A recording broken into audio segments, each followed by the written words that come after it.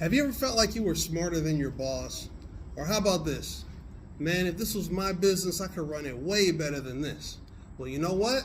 Now's your chance. You know what time it is? It's pen and paper time. So go ahead, grab that pen, grab that paper, and we're going to get busy. So, at your last or your current job, I want you to write down 5 things and leave 2 spaces in between each one of these things. 5 things that you hated the most, right? So, if your job did A, B, C the wrong way, or your boss did X, Y, Z and it bothered you, write those 5 things down, leave 2 spaces in between, pause the video until you're done, and then we're going to keep moving. All right, so now that we have those 5 things written down, now what I want you to do is solve the problems. You have 2 spaces to say, I would do this differently, I would set this up better, this is how it needs to be. Pause the video and write in your answers. All right, so today we're going to be talking about, you guessed it, problem solving, right? And why is problem solving important for entrepreneurs and business owners?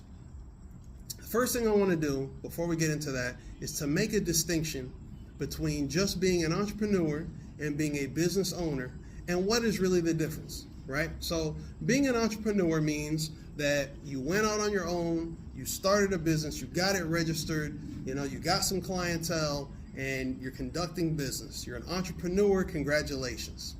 What a business owner is somebody who has a business which is a system that operates with or without you, right? So if you started a business, let's say if you bought a laundromat, right?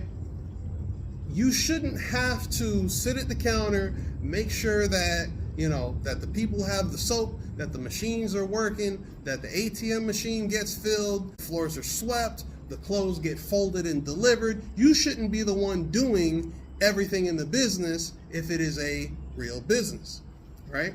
So you can be an entrepreneur and be running around, trying to get everything done. But if you want to be a business owner, then you need the systems and the operations in place so that it can run with or without you. Why do some people get stuck in the entrepreneurship phase as opposed to moving on to being a business owner and having the dream of, I have this business and it pays for everything and I'm on vacation all the time and everything is fantastic and I only have to check in every once in a while? Why do people get stuck in the entrepreneur phase of running around trying to get everything done all by themselves or with a partner or whatever the case is, but they have no time, they have no money, and it seems like the problems never end?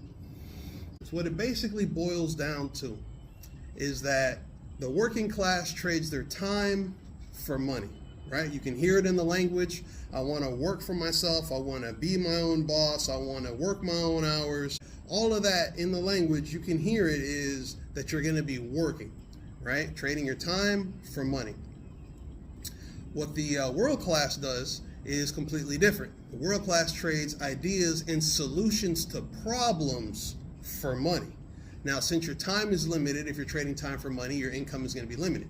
Now, if you're trading ideas and solutions to problems for money, there's billions of people around the world, millions of businesses around the world, so your earning potential there can be somewhat unlimited depending on how good you are at solving their problems, right? So that's what we're going to focus on today. We're going to solve 3 sets of problems for 3 individuals, all right? So number 1, you're going to write down personal, right? So you are the first person who we're going to solve some problems for, all right? So you're going to write down personal, skip 2 or 3 lines, and then you're going to write down number 2, clients, right? The idea being that we're going to solve a personal problem and then pass that on to the clients. Question number 3, skip a couple of lines, is going to be businesses / your competition. So the idea here is that we are going to solve a personal problem that we have had. Either you've gone to somebody else's business or had a service from another business, right? You went to a restaurant, you got your grass cut, you got your pool cleaned, you went and got your nails done, whatever it is, and you had a problem, right? So we're going to write down those problems and we're going to write some solutions. The next thing, number 2, once you have solutions to personal problems, now we can take those solutions and we can create a business around satisfying customers in a better way than how you were satisfied or not satisfied, right? So if you go, let's say, get your nails done, and the people are too rough with your fingernails, or the chemicals that they use aren't good for your skin, or the smell of the place, whatever it is that's causing a problem for you, I'm sure other people feel the same way. And if you can solve that problem, then if you start your own business in the same field, then you can solve that problem, get more clientele, happier clientele, and grow the business. The next and final person, a legal person, is going to be the businesses and your competition, because as you start your business, there's going to be roadblocks, there's going to be milestones, there's going to be to continue the road theme, potholes, right? So if you can solve these issues for the business that your competition has yet to solve, then that can catapult you past the competition. But more importantly than that, now we have solutions that we can sell, either in the form of procedures, the operations of the business, or training, or whatever it is. Now we can sell that to the competition. We can use that information to franchise, or we can ultimately sell the business, and it'll be worth potentially 5, 10, 20 times more than your competition, simply by solving the problems that the business could have.